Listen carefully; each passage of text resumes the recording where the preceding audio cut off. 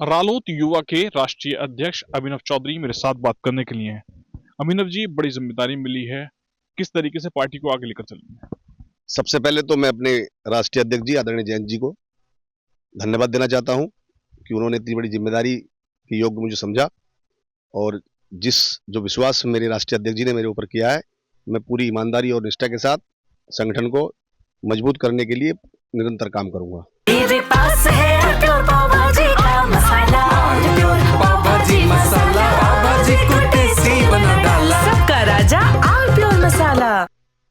राहुल गांधी का एक बयान आया है, वे बसपा को साथ में लेकर आने की कोशिश की गई है, जिसके बाद उनके द्वारा कहा गया है कि जो है बी टीम है कांग्रेस बीजेपी। देखिए, बसपा का कोई भरोसा नहीं, कब वो क्या बोल दे। और बसपा, कांग्रेस, समाजवादी पार्टी, ये सारे लोग एक साथ इकट्ठे होकर कई बार चुनाव लड़ चुके हैं। अब इस देश की जनता ने ठान लिया है कि एनडीए की सरकार ही निरंतर बार बार बननी है और उसी का परिणाम आप देख रहे हो। जब भी चुनाव हो रहे हैं उसमें एनडीए विजयी हो रहा है और ये इनके करने से कुछ होने वाला नहीं है। अभिनव जी, बात करें, प्रयागराज महाकुंभ चल रहा है, महाकुंभ में लगातार विपक्ष की ओर से कई सवाल खड़े कर गए हैं। एनजीटी की एक रिपोर्ट आई है जिसमें कहा गया है कि पानी नहाने योग्य नहीं है, जिसको लेकर लगातार सपा राष्ट्रीय अध्यक्ष की ओर से बयान दिया जा रहा है। क्या कुछ सोचते हैं किस तरीके से हम लेके जाना है? देखिए, विपक्ष का काम, जब विपक्ष हताश हो जाता है, अब आप चुनावों के परिणाम देख लीजिए, उत्तर प्रदेश के उपचुनाव देख लीजिए, दिल्ली का चुनाव देख लीजिए। जब विपक्ष के पास कुछ नहीं बचता तो विपक्ष इसी तरह के टिप्पणियां और बयान देता है।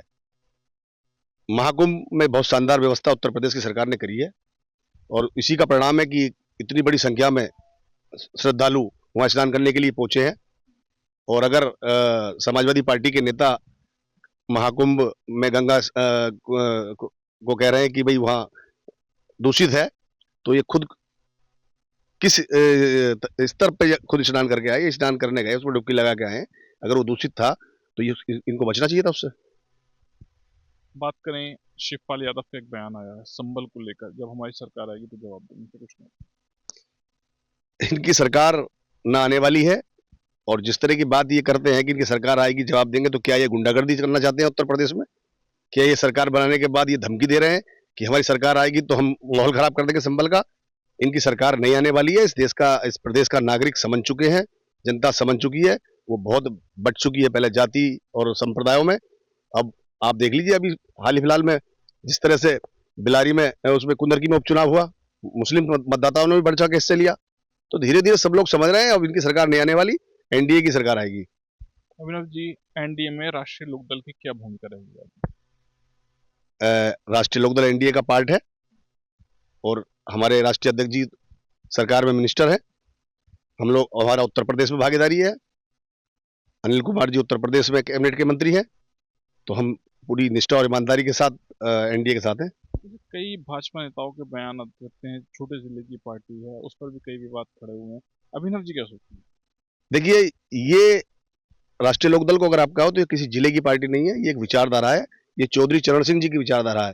चौधरी चरण सिंह जी जिन्होंने गांव के किसान, कमजोर मजदूर के लिए एक आवाज बुलंद की थी। तो राष्ट्रीय लोकदल पार्टी नहीं, राष्ट्रीय लोकदल एक विचार है जो चौधरी चरण सिंह जी के सपनों को साकार करने के लिए हमारे राष्ट्रीय अध्यक्ष जी जयंत चौधरी जी इसको मजबूत करने का काम कर रहे हैं। और आप देखिए अभी किस तरह से राष्ट्रीय लोकदल के एमएलए और एमपी बनकर आए और आने वाले समय में राष्ट्रीय लोकदल और मजबूत होगा और मजबूत पार्टी बनकर उभरेगा उत्तर प्रदेश में। मेरे साथ बात करने के लिए राष्ट्रीय लोकदल के युवा के राष्ट्रीय अध्यक्ष थे, जिनके द्वारा कई महत्वपूर्ण बिंदुओं पर जानकारी दी है। शारिक सिद्दीकी, TV9, मुरादाबाद। कुछ तो सस्ता लो, सब बढ़िया लो, इसमें क्या खास बात है? थोड़े में ज्यादा स्वाद, यही तो है इसकी खास बात। सबका राजा आल प्योर मसाला।